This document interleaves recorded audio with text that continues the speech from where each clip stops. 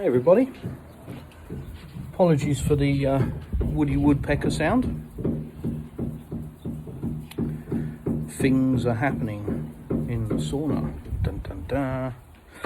So I just thought, after reading a lot of comments today about the attempted assassination on Trump, and the speculation that it's CIA, it's this, that and the other, I've just sort of done a little bit of homework as to the shooter and the weapon involved, and I do know a bit about guns.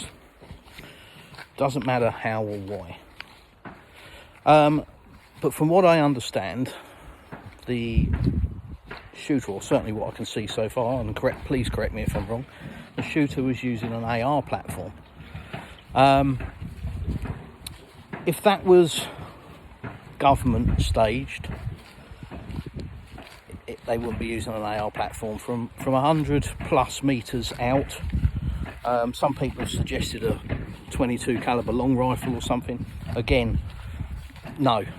If you want to make a serious attempt on somebody's life, which that is clearly a serious attempt, that's not a harebrained scheme, that's taken from a position of stability, so that was a clear effort to kill Trump.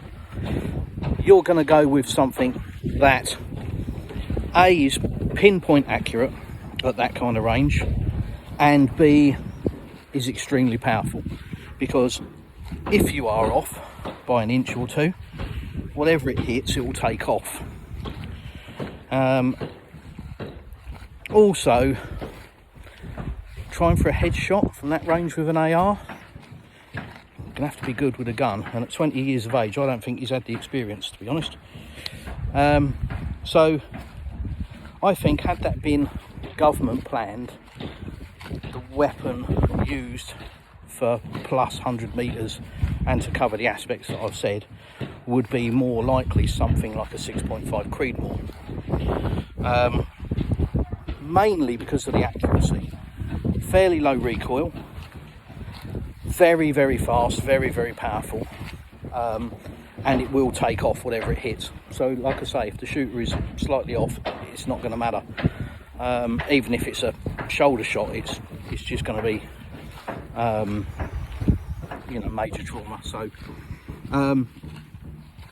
given the fact that it sounds like it's an AR platform rifle, I don't think this was a planned attack by any government agency. They wouldn't have found out that badly.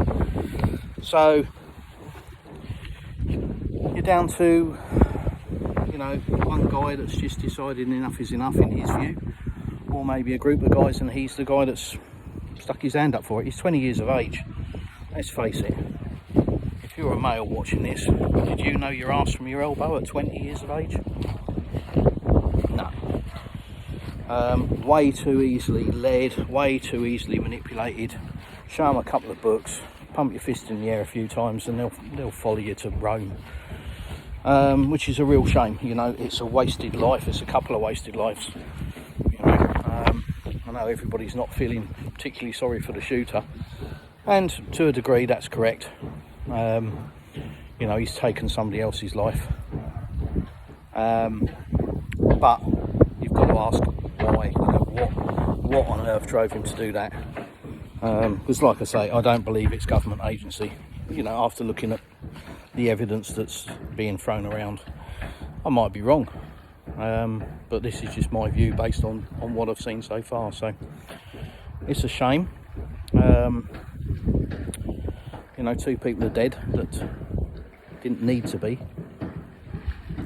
but I think before everybody disappears down the conspiracy theory route, and believe you me, I'm all for a conspiracy theory, and as I always say, the difference between a conspiracy theory and the truth is about 6 months. So I'm all for a conspiracy theory, but looking at what I'm seeing here, this isn't any need for a conspiracy theory. This is just a misguided youngster, to be honest. A misguided young man, unfortunately, has paid with his life and has taken somebody else, a complete innocent, with him. And that's the trouble with ideologies. They just take boys and turn them into brainwashed morons. Such a shame. Anyhow, just my 2 penneth. I'm probably wrong.